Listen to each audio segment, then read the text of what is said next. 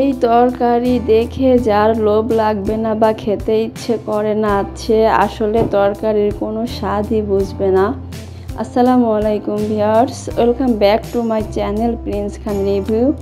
আশা করি সবাই ভালো আছেন, আমরাও আলহামদুলিল্লাহ ভালো আছি।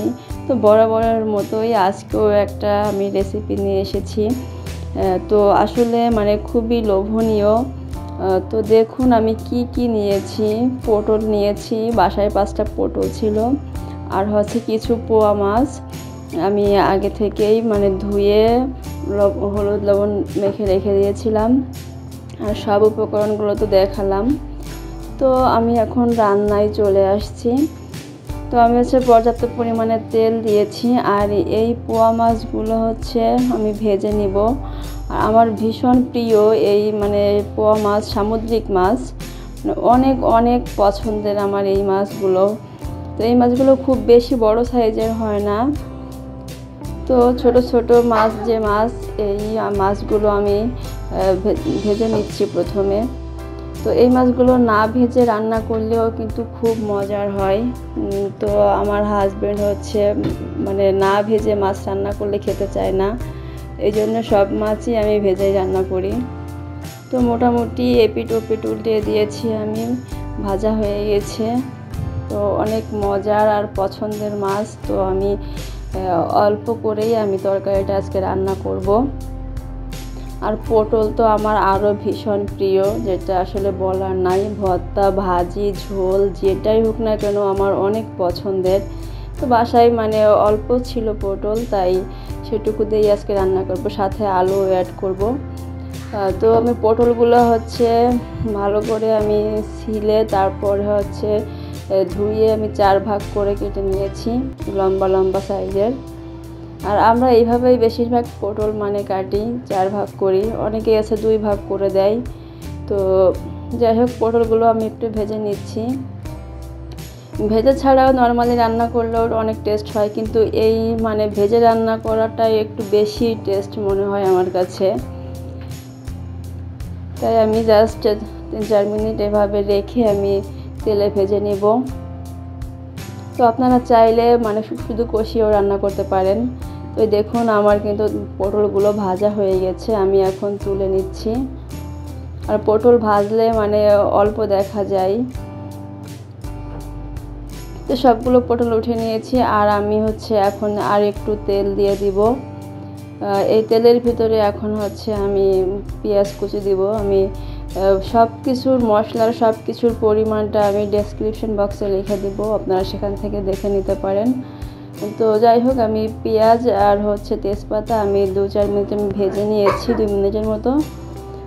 একটু নরম হয়ে আসলে আমি এখন হলুদের গুঁড়া, মরিচের গুঁড়া, ধনিয়ার গুঁড়া, জিরা রসুন বাটা আর লবণ দিয়ে দিচ্ছি।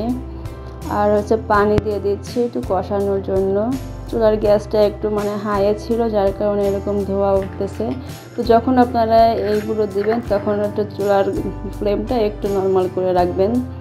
তো আমি ঢাকনা দিয়ে ঢেকে আমি মশলাটাকে খুব ভালো করে কষিয়ে নেব। তেলটা উপরে উঠে আসলেই বোঝা যায় যে মশলাটা কষানো হয়েছে। এখন আমি আলু দিচ্ছি, আলুটা আমি কষিয়ে নিব।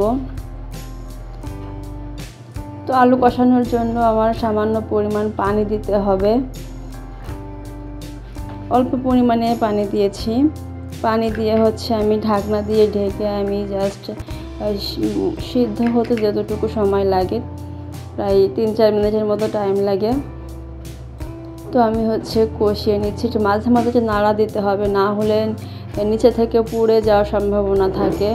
এই জন্য মাঝে মাঝে ঢাকনা খুলে একটু নেড়ে দিতে হবে।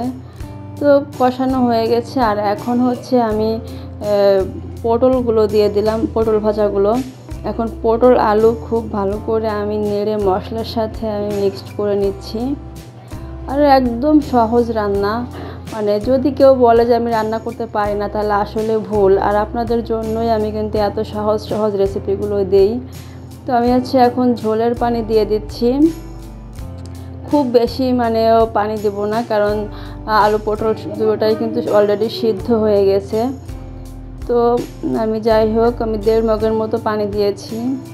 আর এখন 4টা কাঁচা মরিচ দিয়ে দিলাম। কাঁচামরিচটা দিলে হয় কি ফ্লেভারটা খুব ভালো আসে, এজন্যই। তো রান্না প্রায় সে বলক চলে আসছে আমার তরকারিতে। আমি ঢাকনা দিয়ে ঢেকে দিয়েছিলাম, আর ঢাকনা দিয়ে ঢেকে দিলে অল্প সময় বলক চলে আসে। তো আমি এখন মাছ ভাজাগুলো দিয়ে দিলাম এই সময়ে। এই সময়টাতেও দিতে পারেন বা আর একটু পরেও দিতে পারেন। তো এই দেখুন আমার রান্না কিন্তু প্রায় শেষের পথে। তো আসলে আমি সব কিছুই চেক করে দেখেছি। আমি পরবর্তীতে একটু লবণ দিয়েছিলাম, আপনারাও অবশ্যই চেক করে দেখবেন তরকারি নামানোর আগে লবণটা হয়েছে কি না। তো তরকারির শেষ রান্নায় দেখুন লুকিংটা কিন্তু খুবই মজার আসছে।